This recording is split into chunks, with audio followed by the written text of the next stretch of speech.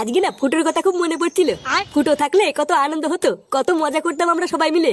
এখন আর ফুটোও নেই, আর সব কেমন যেন ঝিমিয়ে গেছে। ও যে সেই 1 বছর আগে রাগ করে কোথায় চলে গেল, আমাদেরকে তো একবার বলেও গেল না।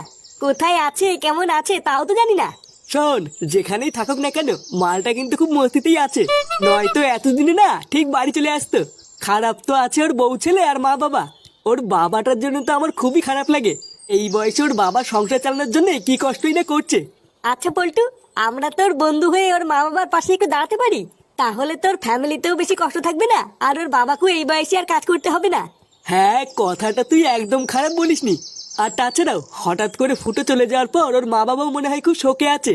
এখন এই সময় আমরা যদি ওর মা বাবার পাশে না দাঁড়াই তাহলে কে দাঁড়াবে? পল্টুদা চলো আমরা ফুটোদের বাড়িতে গিয়ে ওর মা বাবার খোঁজ নিয়ে আসি, ওদের কি সুবিধা অসুবিধা সব জেনে আসি, পরে নয় এক টাইমে গিয়ে দিয়ে আসবো।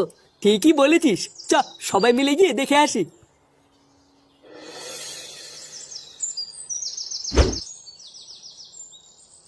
কাকু, ও কাকু, পল্টুদা জোরে ডাকো জোরে। কাকু, এই কে রে? ওই তো পল্টু আসছে। এ কি রে পল্টু ফটকে ল্যাংচা, তোরা এতদিন পর? আমি তো ভাবলাম আমার ফুটো চলে যাওয়ার পর তোরা হয়তো আমাদের ভুলে গেছিস।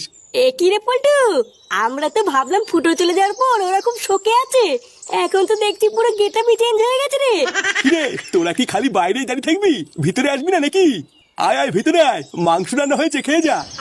পল্টুদা এইসব আমি কি দেখছি গো, এই তো নিজের চোখে বিশ্বাস হচ্ছে না। লেওরা যারা কোনোদিন শাক পাতা ছাড়া ভাত পেত না, তারা দেখছি আজকে মাংস রান্না করে ডাকছে। পাড়া চুপ কর, আগে ব্যাপারটা আমাকে বুঝতে দে। আরে চোদনাগুলো, তোরা কি ভিতরে আসতে লজ্জা পাচ্ছিস নাকি? আয় আয়। গিন্নি, কই গো গিন্নি, তাড়াতাড়ি এদিকে এসো, দেখো কারা এসেছে।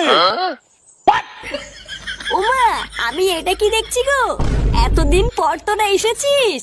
আর বলো না গো গিন্নি, ওরা তো ভেতরে আসতেই চাইছিল না, আমি জোর করে নিয়ে এসেছি। আমার ফুটো চলে যাওয়ার পর সেই থেকে তো আর ওরাও আমাদের বাড়িতে আর আসেনি। তা এতদিন পর আমাদের বাড়িতে এসেছে, ওদেরকে কি আর এইভাবে বাড়ি পাঠানো যায় নাকি?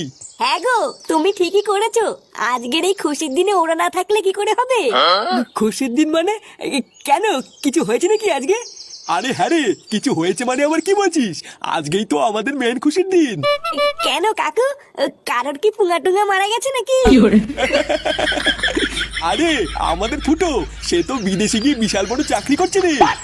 কি, চাকরি? হ্যাঁ, তা নয় তো আর কি বলছি। আজকে এতদিন পর আমার ছেলে ফুটু ইনকাম করে 60,000 টাকা পাঠিয়েছে। 60,000 টাকা? আহ, তুমিও না পারো সত্যি। দেখছো যে ছেলেগুলো এতদিন পর আমাদের বাড়িতে এসেছে, একটু খাওয়া দাওয়া করুক তারপরে গল্প করো। মানে না না কাকিমা, আমরা আজকে আর কিছু খাবো না, আমাদের লেউড়া পেট ভরে গেছে।